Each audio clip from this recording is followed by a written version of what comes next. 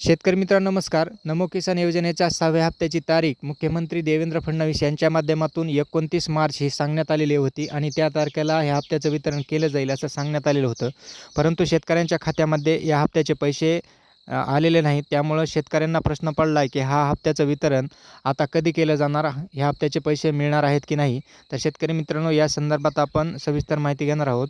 शेतकरी मित्रांनो 29 मार्च ही तारीख राज्य शासनाच्या माध्यमातून जाहीर करण्यात आलेली होती. परंतु बँकांना सुट्टी असल्यामुळं जे काही FTO आहेत ते FTO शेतकऱ्यांच्या खात्यामध्ये बँकाच्या माध्यमातून क्रेडिट केले गेलेले नाहीत. त्यामुळं ह्या हप्त्याला वितरणाला विलंब झालेला आहे. तर शेतकरी मित्रांनो या हप्त्याचं वितरण आता कधी केलं जाणार आहे? तर शेतकरी मित्रांनो ह्या हप्त्याचं जे काही वितरण आहे ते येत्या 31 मार्चपासून ते जवळपास एप्रिल 3-4 तारखेपर्यंत या हप्त्याचं वितरण केलं जाणार आहे.